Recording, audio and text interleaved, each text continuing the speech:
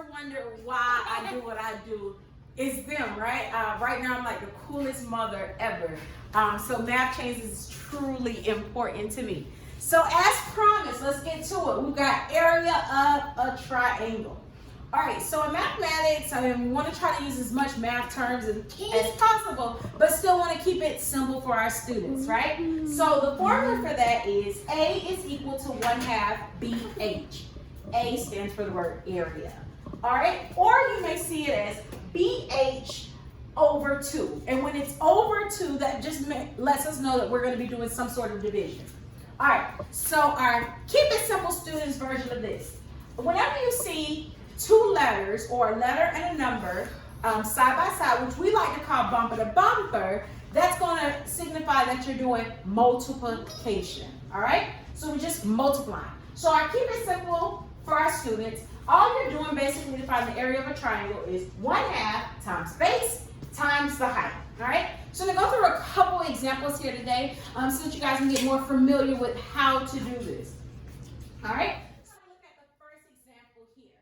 And it is a triangle, and it already is pre-labeled with the base, which is across the bottom, and that is 9 centimeters.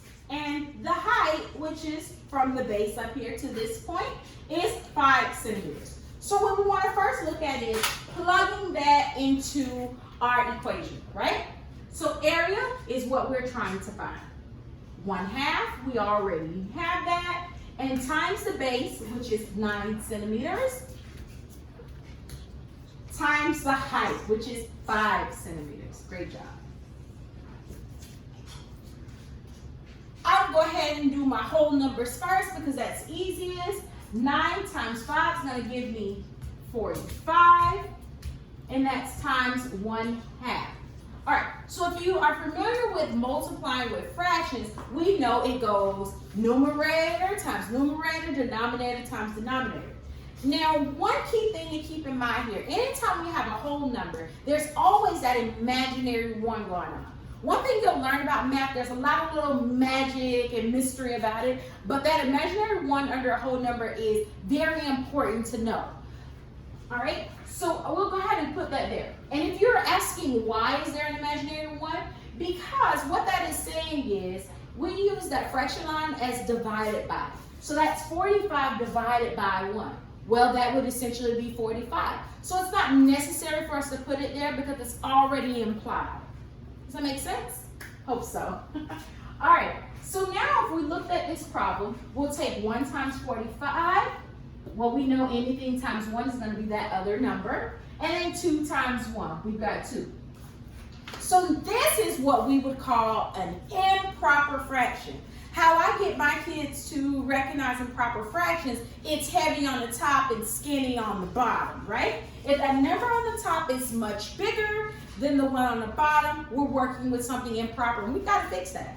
So the easiest way to fix that is back to what I said about that fraction line being divided by.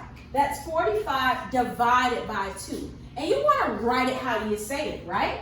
45 divided by 2.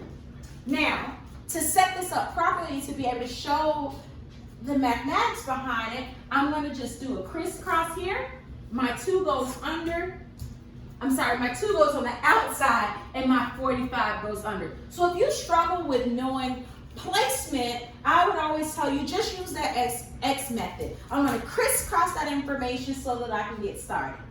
All right, so now, we've done videos in the past about dividing, and I like to use a 4-step process. It goes down in the DMSB, which basically stands for divide, multiply, subtract, and then bring it on down. So here we will go ahead and do this. Now I'm running out of space on the board a little bit, so just stick with me just a moment as I erase some of our previous information. Hopefully you've gotten that jotted down already. All right, so 2 divided into 45 is what we're now working with. All right, and we're going to again use our DMSB. So for my D, I'm going to divide. 2 goes into 4 2 times. Now I'm moving on to multiplying. Multiplying is a way to check my work. 2 times 2 is 4. I'm going to put that here. and I'm going to now subtract. 4 minus 4 is 0, of course. And then we're gonna bring it down. Well, I do have another number there, so I'm gonna go ahead and bring that down. And that's in the ones place, right?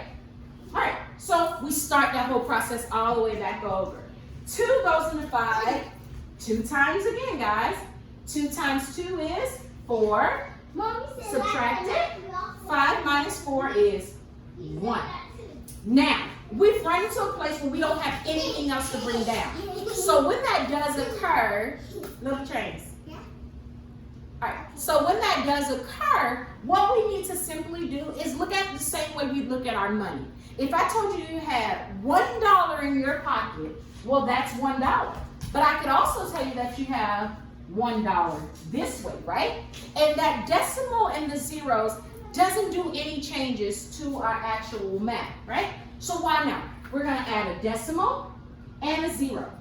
And wherever you put that decimal, you just wanna make sure you put the decimal here, you bring it up, and you bring that 0 down. See that? Decimals up, zeros down. All right, so now 2 goes into 10 5 times. Multiply it, 5 times 2 is 10, subtract it, and I've got 0. If I'm at a place where no remainders, then I am done.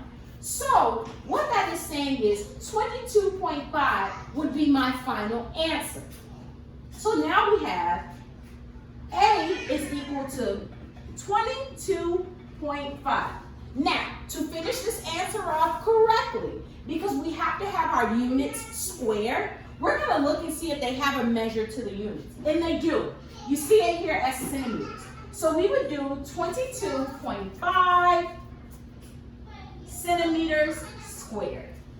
And you're all done with area for that first problem. Not too bad, right? Awesome. Let's move on to example number 2. Example 2, which looks slightly different from the first example. Instead of us having a picture and having to identify the B and the H, they're just going to give us the B and the H, right? So we're going to use the same exact formula. Nothing's changing there. That's area equals 1/2 BH, or BH over 2. For this example, I'm going to just show you how BH over 2 is the same exact thing. Because remember we talked about numerators? Well, listen, that would simply be saying 1 times B times H, right? And then those imaginary ones would be underneath those. So 2 times 1 times 1. That's how we're able to go ahead and make that formula just a little bit smaller, right? Still the same steps, but it's just simpler and easier to read. So now we're going to use the BH. Well, we have a B of 10 meters, and we have an H of 8 meters. So now we've got 10 times 8 divided by 2. Still the same thing, just like I said, a little bit quicker for us, right? So with 10 times 8, we know that's going to be 80. And then we've got 80 divided by 2. Now, many of you may be able to come up with this from very quickly in your head and get that answer. If not, you can certainly use the DMSB to go ahead and divide. Remember, that would be saying 80 divided by 2. And what do we do from there? Crisscross, you got it. 2 on the outside and 80 underneath, right? So 2 goes into 8 4 times. 4 times 2 is 8. 0, right? And now I'm going to bring down. Well, once I bring down 0, 0, how many times does 2 go into 0? Well, 0 times. This is a common misconception. Sometimes I'll see where students are bringing down that second 0 and they just say, hey, the answer is 4. Well, make sure you're always checking your work, because 4 times 2 would only give me 8. We've got to finish it all the way through till we've done all those necessary bring downs in our problem. So make sure you're doing that. So now I have 40, right guys? And what do we talk about area? Area is going to be units squared. Well, it has a unit measure here, and that's M, and just squared.